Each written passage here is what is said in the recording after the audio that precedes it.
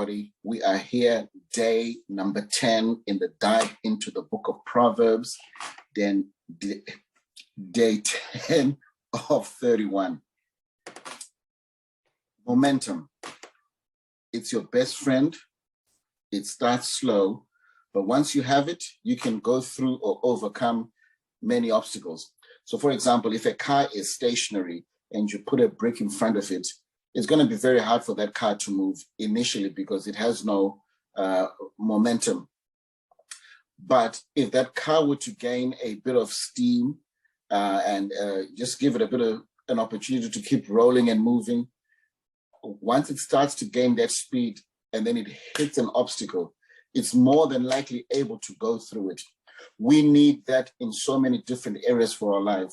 So whatever it is that, whatever the situation may be, whether it's that you require more wisdom in your life or you want to save for whatever it may be, it starts off slowly and it doesn't seem to be much, but as you continue to do it, you'll begin to gain momentum. And that's what you really want. You really want momentum on your side because as John Maxwell says, momentum is a leader's best friend. So, wisdom. Whether we like it or not, wisdom affects more than the individual concerned, more than ourselves.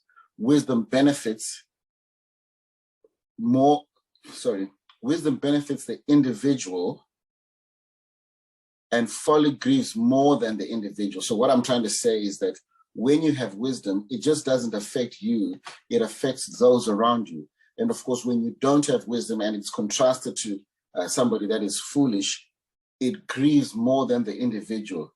So the reality is that if it only affected you and you made the choice that, you know what, I don't really care about this wisdom thing, I don't care about getting understanding, I don't care about moving forward with my life, that would be okay. But but the reality is that it affects you, it affects others more than it affects you. It affects your family, it affects your friends, because you keep yourself in a constant state of not moving forward. And this is why wisdom is important. And this is why I encourage you that whatever it is that you're doing, as we heard yesterday, that wisdom is as valuable as really expensive gems. So that's something that we have to do all we can to get the understanding. And in this day and age, there is no excuse. Back in the days when you could only read books, you could easily give the excuse that, oh, look, I couldn't get that book because that book can only be found in another country. But now you can get it online. Also, you can get those books free. You can watch webinars. You can listen to books now. So this generation of today, we have no excuse. So Proverbs, what I like about this chapter in Proverbs chapter 10, verse 4 to 5, this is something that really sticks out for me. Lazy people are soon poor, hard workers get rich. A wise youth harvests in the summer, but one who sleeps during harvest is a disgrace. Okay, the key thing there, work hard, work smart, and do your best to go and get it. Whatever it is, no matter how much it is, the quantum doesn't matter, but the issue here is go out there and work. You cannot, if you look at your results, you expect your results to change, but the inputs that you're putting in do not change, then unfortunately, it's not going to work. Now, I have a desire to exercise and build myself up, but if each year I just keep dreaming of having a healthy body, but I don't do the work to get to the gym and put in, some resistance training, then it ain't going to happen.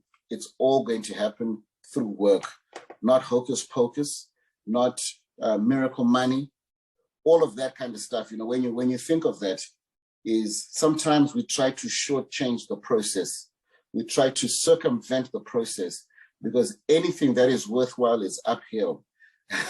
And so the reality is that if we want to do something, if we want to get somewhere, we have to get off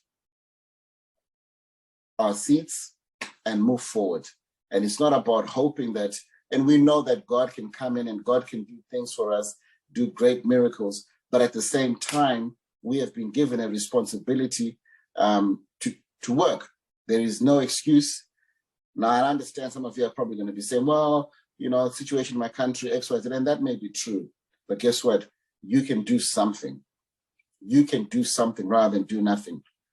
One of the key things my father said to me, and my father had a good, I don't know about one of the things my father said to me was,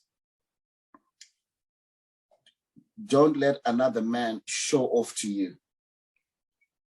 And in essence, what he was saying to me is that if you want something and somebody drives by in a vehicle that you would like to drive in, don't be envious of it. Guess what you do? Go out there, work hard, and get yourself that. Because otherwise you can just always remain in this, in a posture of always feeling bad for yourself and being envious of other people. Go out there and do the work, and don't shortcut the process. I like about they were in First Chronicles chapter 12 verse 32. It says, these were the sons of Issachar. It says they had understanding of the times to know what Israel ought to do and when to do it. And this is the key thing here, is that a wise youth harvests in the summer. This tells me that, guess what? I need to understand the times, and I'm not going to be blind to what's happening around me. So I need to understand, of course, that depending whatever season of life you're in or whatever season, economic season it is in, I need to be able to either dial things up or dial things down. Rather than just sitting during the summer or during harvest time, I need to get off my backside and get to work. And I think two lessons that come from, just this verse 4 to 5.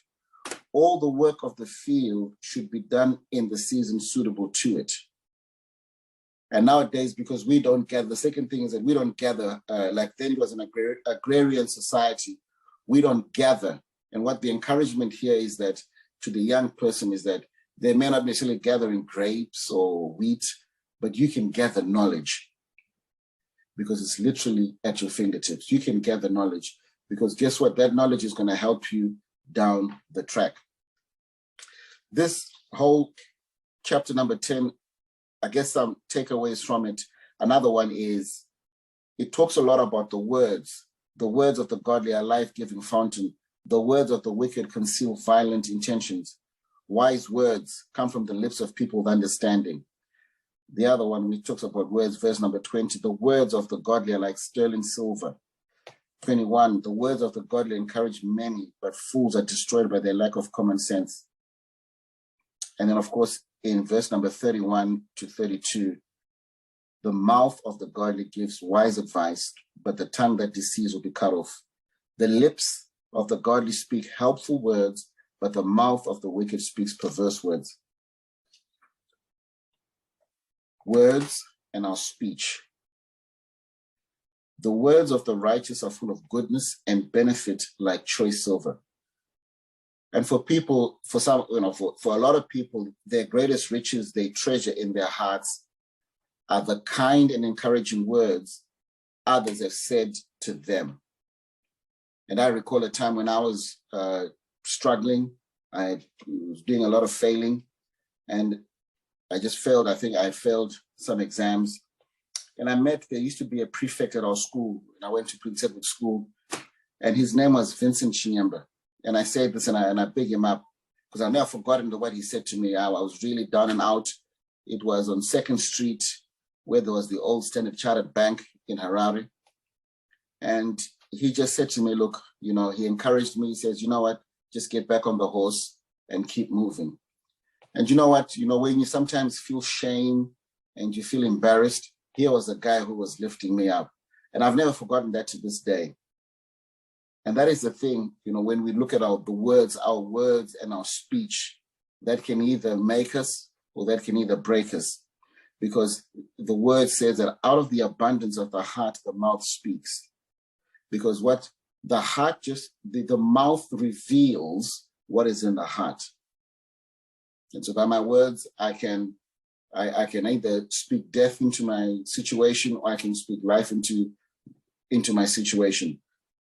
This is the key thing. Words do really matter. If I'm constantly discouraging myself, if I'm constantly talking negatively to myself, then my world is going to be representative of what I say. And so I think there's a great encouragement from the scripture that words are really key from chapter number 10. So I hope that we can go out there, be those that don't just sit back and expect God to rain manna from us, although that would be great, and there is nothing wrong with that, and God will do that. But I think most importantly, we can all do our part, is that we will not let another man show off for us. We will go out there and we will get ours. And that is great encouragement from the book of Proverbs for today. So I hope you're having a wonderful day wherever you are. And once again, thank you so much for joining me. And I'm starting to get a bit slack because surely I should be saying good morning, good afternoon, and good evening, wherever you're from. And my name is Stephen McQuenzie, and hope to catch you next time. Peace.